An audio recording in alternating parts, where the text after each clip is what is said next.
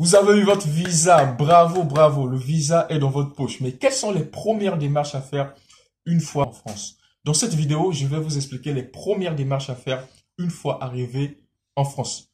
Je vais réaliser beaucoup de vidéos dans ce sens parce que l'objectif de cette chaîne n'est pas seulement de parler de la procédure Campus France, comment faire pour postuler dans des universités en France, que ce soit les universités privées et publiques, mais aussi de vous parler de la vie estudiantine ici en France.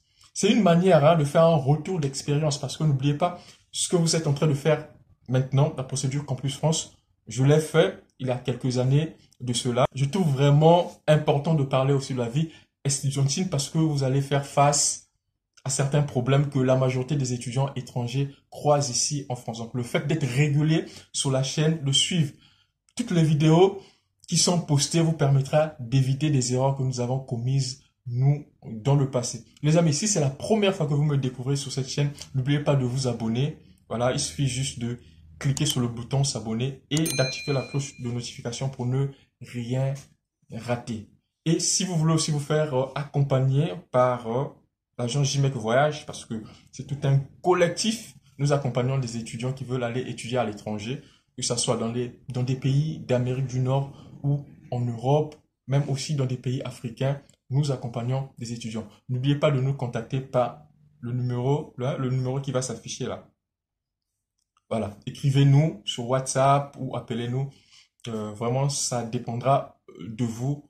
Nous pourrons discuter et nous saurons ce que nous pouvons faire pour vous.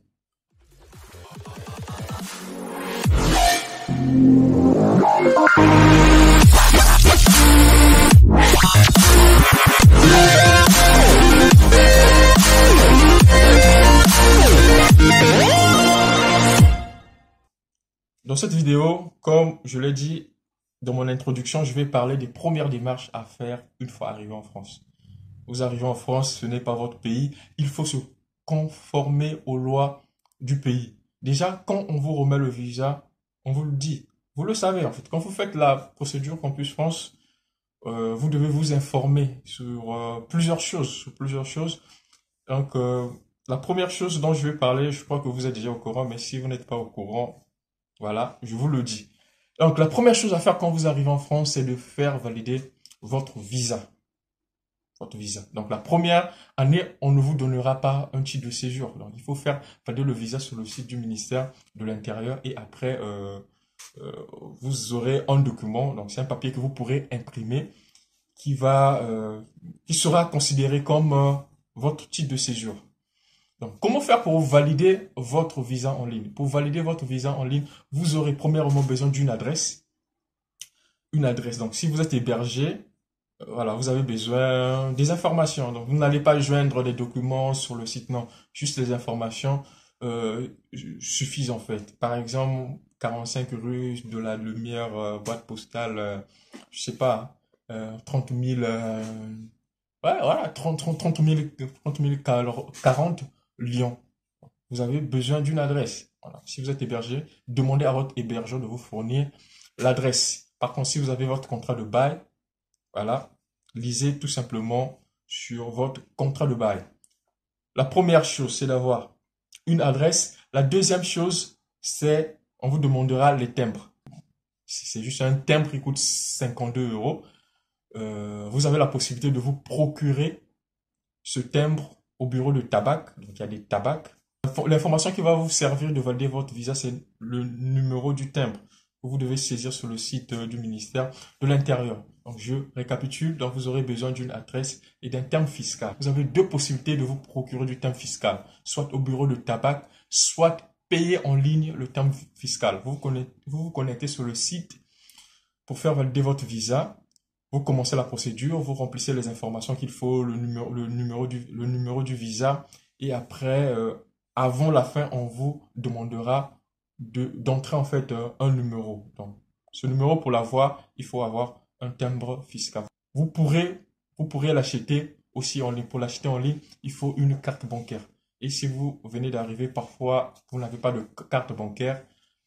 Mais pour ceux qui sont vraiment bien entourés ici en France, vous pouvez choisir la deuxième option, c'est de payer le timbre en ligne en utilisant une carte bancaire. Donc, vous allez vous connecter sur le site, entrer votre numéro de visa et vers la fin, on vous demandera d'entrer le numéro du timbre. Et il y aura une option en bas où on vous dira de payer un timbre en ligne. Si vous avez votre timbre physique et vous avez payé au tabac, entrez juste le numéro demandé. Voilà, mais si vous n'avez pas de timbre physique, payez avec une carte bancaire.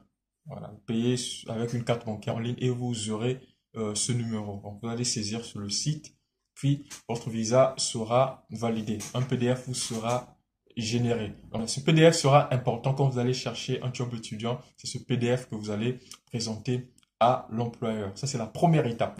La deuxième étape, c'est d'aller dans une agence bancaire pour prendre un rendez-vous afin que vous puissiez créer votre compte bancaire. Le compte bancaire est vraiment important ici en France. Ça vous simplifiera vraiment la vie.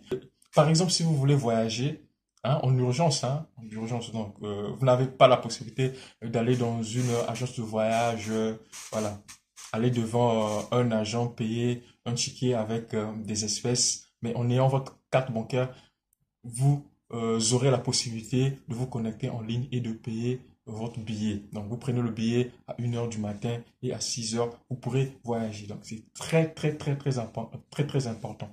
La troisième démarche à faire, c'est d'aller à la caisse primaire d'assurance maladie, les fameuses CPAM, CPAM.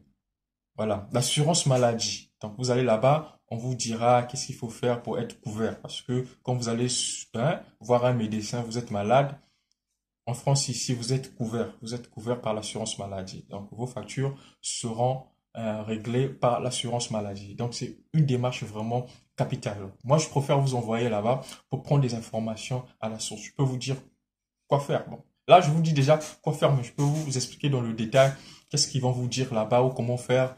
Voilà, pour se enregistrer sur le site Amélie de l'assurance maladie. Mais je préfère que vous ayez vraiment cette attitude-là, de chercher, d'aller prendre des informations à la source. Donc, vous êtes en France, voilà. Prenez déjà cette habitude. Allez à l'assurance maladie et allez prendre des informations. euh, voilà. Donc, l'assurance maladie, c'est vraiment important.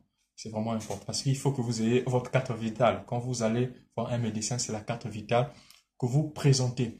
N'oubliez pas, voilà, l'assurance maladie va vous couvrir à entre 70 ou 75%. Je me souviens plus trop. Mais après, vous avez la possibilité de demander une complémentaire santé afin que vous soyez couvert à 100%. Donc, ça, je vous expliquerai plus en détail dans la prochaine vidéo que je vais poster. Mais pour l'instant, notez juste que la troisième démarche à faire, c'est d'aller à la caisse d'assurance, à la caisse primaire d'assurance maladie, voilà, afin que vous puissiez prendre des informations. Mais je vous dis que vous serez couvert à 70 ou 75%.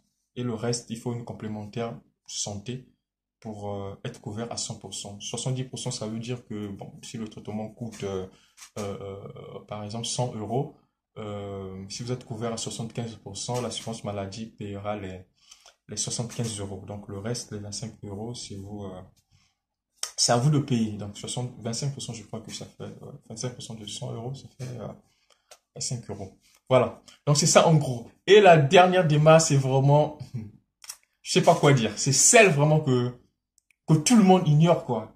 La plupart des gens disent que c'est pas important, alors que c'est vraiment important. Moi, ça m'a vraiment simplifié la vie. Ça m'a vraiment simplifié la vie. Certaines personnes se bloquent. Ils se bloquent à faire certaines démarches parce qu'ils ne font pas cette démarche une fois en France.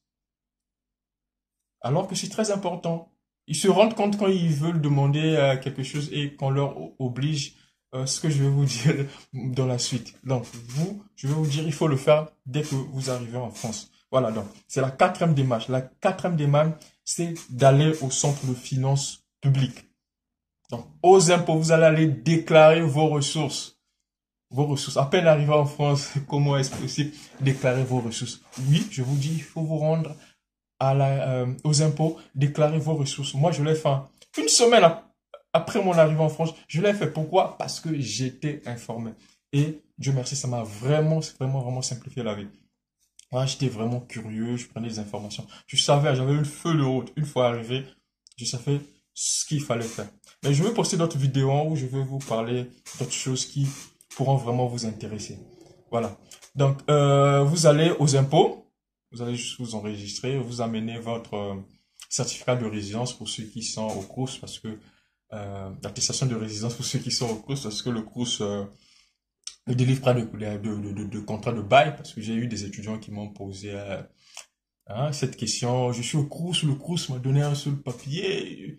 Non, c'est pas un contrat de bail. Oui, au CROUS, on vous donne une attestation de résidence. Voilà. Les contrats de bail, c'est si vous avez pris un logement chez un particulier. Donc, vous amenez ça, l'attestation du CROUS. Dans l'attestation du CROUS, pas besoin d'être accompagné des factures d'électricité. Par contre, si vous êtes logé, voilà, si votre bailleur c'est un bailleur privé, vous amenez votre contrat de bail, votre dernière facture d'électricité. Si vous avez déjà fait plus d'un mois en France, hein, si vous n'avez rien du tout, ça fait même pas un mois que vous êtes en France, amenez juste le contrat de bail. Ça prouvera vraiment que vous venez d'arriver en France. De toutes les manières, c'est mentionné, la date de la signature est mentionnée sur le contrat. Vous amenez ça et vous amenez votre pièce d'identité. Moi, à l'époque, je crois que j'ai même pas amené le titre de séjour. Je n'avais même pas validé mon visa. J'ai juste amené le passeport. Et j'ai amené, si je me souviens, mon attestation d'inscription. Et il y avait quoi? Une fois arrivé sur place, on m'a fait remplir un formulaire. Quand vous remplissez ça, après c'est bon, vous êtes enregistré et vers août-septembre, vous allez recevoir votre avis d'imposition. En tout cas, on vous enverra quelque chose dans votre boîte aux lettres. Non. Vous allez recevoir l'avis d'imposition ou des coordonnées qui vont vous permettre de vous connecter en ligne afin que vous puissiez télécharger votre avis d'imposition. Le fameux avis d'imposition qu'on vous demande quand vous faites votre démarche de visa. Voilà, vous voyez la liste des papiers qui sont demandés, le garant doit fournir le bulletin de salaire, euh, voilà, ce que vous connaissez là. Et il y a aussi l'avis d'imposition. Donc, pour avoir cet avis d'imposition, c'est ce qu'il faut faire. Aller aux impôts et aller vous déclarer. Voilà. Moi, quand je l'ai fait, je gagnais 0 €. C'était une semaine après mon arrivée en France. Voilà, mais vers août ou septembre, j'ai reçu mon avis d'imposition. Et l'avis d'imposition m'a été demandé quand j'ai fait ma demande de complémentaire santé. Voilà, j'avais tout à disposition. J'ai donné. Mais aussi quand j'ai fait ma demande de logement social, étudiant, on me l'a demandé. C'était prêt, c'était prêt. Il faut que vous ayez des documents prêts. Quand vous faites des démarches, on vous demande tel truc, vous devez avoir ces documents-là. Voilà. Plusieurs personnes se sont senties coincées à cause de ce papier, de rien du tout. Vous allez déclarer, on vous demande même pas des sous. Les amis, donc je crois que la vidéo était un peu longue. N'oubliez pas de vous abonner sur la chaîne. Donc je vous dis ciao et à la prochaine vidéo.